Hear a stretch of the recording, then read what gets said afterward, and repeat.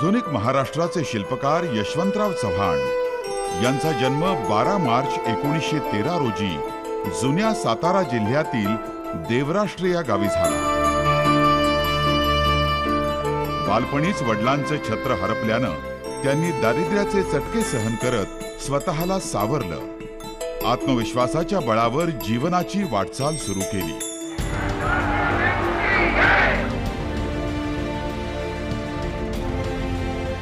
राष्ट्रपिता महात्मा गांधींच्या विचारांनी प्रभावित होऊन 1930च्या असहकार आंदोलनात सक्रिय भाग घेऊन शाळेच्या आवारातील झाडावर तिरंगा फडकवला।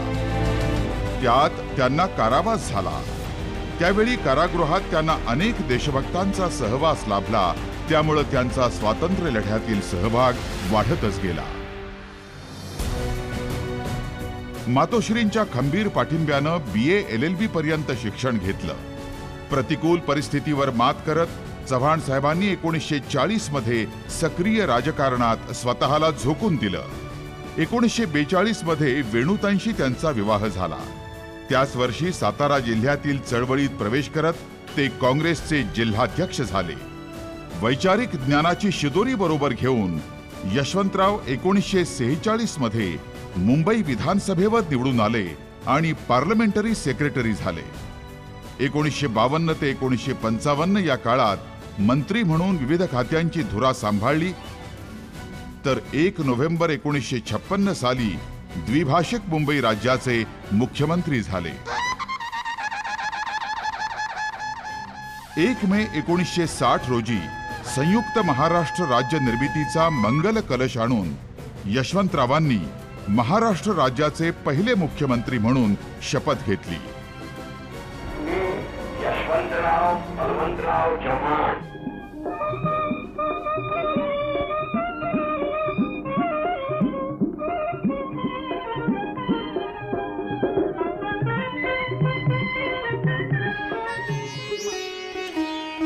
एकोणीसशे 1956 ते 1962 या 6 वर्षांच्या कालखंडात महाराष्ट्राचा विकास हाच यशवंतरावांच्या मनीचा एकमेव ध्यास होता।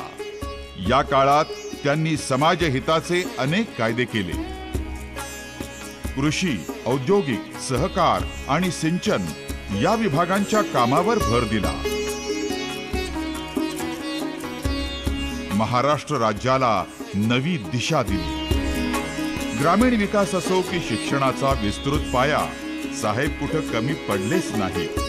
त्यांनी मांडलेला प्रत्येक विचार, त्यांनी टाकलेलं प्रत्येक पाऊल हा एक सर्वांगीण विकासाचा आलेख ठरला। त्यांच्या नेतृत्वानं आणि प्रेरणेनं अनेक सहकारी संस्था उभ्या राहिल्या।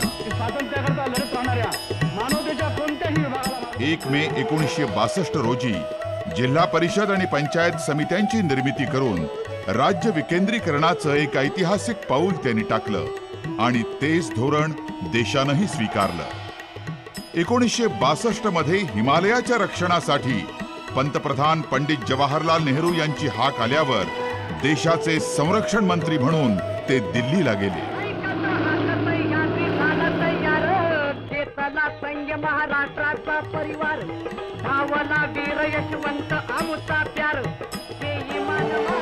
देशाचे संरक्षण मंत्री, गृहमंत्री, अर्थमंत्री, परराष्ट्र खात्याचे मंत्री आणि उपपंतप्रधान अशा सर्वोच्च स्थानावर काम केलेले यशवंतराव चव्हाण साहेब महाराष्ट्राचे सुपुत्र होते याचं विस्मरण आपल्याला केव्हाही होणं शक्य नाही।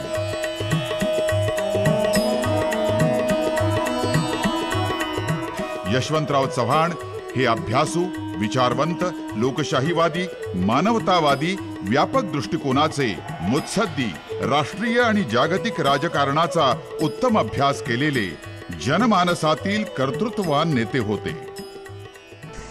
This is the one most important thing that we have to understand.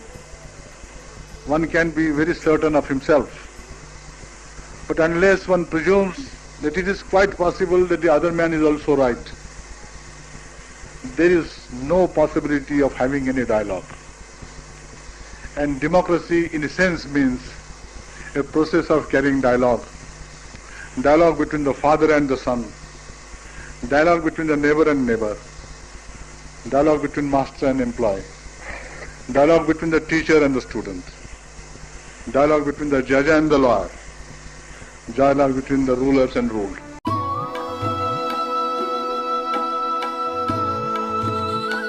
सर्व गुणांची आणि कलेची जाण असणारे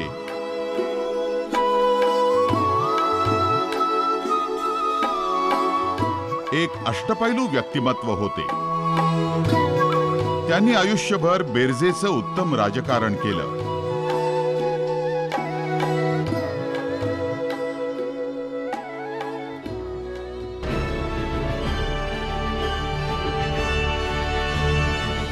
यशवंतराव हा महाराष्ट्राच्या राजकारणाचा जवळजवळ 4 तप परवलीचा शब्द झाला होता.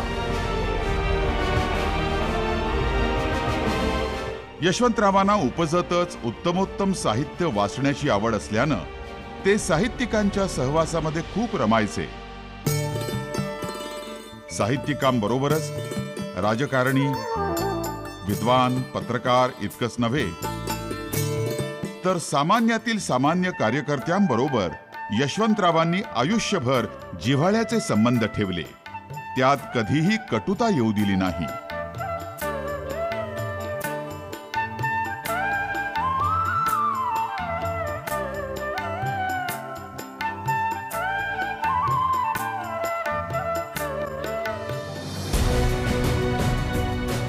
ते आपल्या आयुष्यात राजकारणात, समाजकारणात सर्वत्र आनंद यात्री म्हणूनच जगले.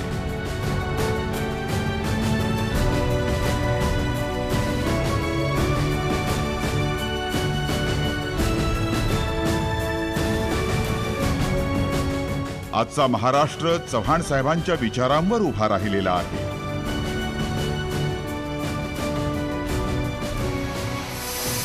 प्रगती करतो आहे. त्यांच्या पुरोगामी निर्णयामुळे लोकशाहीच्या संवर्धनाचं काम घडतं आहे.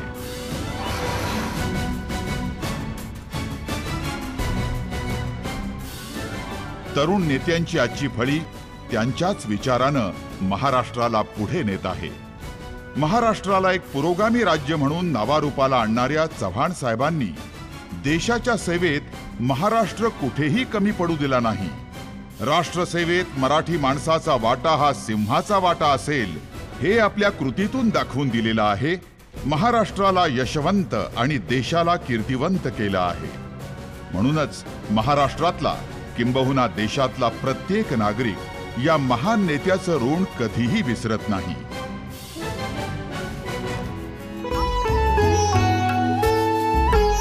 कृष्णेकाठच्या या विकास योद्ध्यासमोर त्यांच्या स्मृतीत प्रत्येक जण अतिशय कृतज्ञतेनं विनम्र होत असतो. यशवंतरावांनी महाराष्ट्राला जे दिलं आजही सह्याद्री त्याची साक्ष देतो. असा हा महान कर्मयोगी 25 नोव्हेंबर 1984 रोजी अनंतात विलीन झाला. कल्पवृक्ष जनतेसाठी लावून या तुम्ही गेला, वैभवाने बहरून आला, याल का हो बघायला. तुम्ही गेला आणिक तुमचे देवपण नावा आले, कृष्णे काठी घर तुमचे तीर्थक्षेत्र काशी झाले.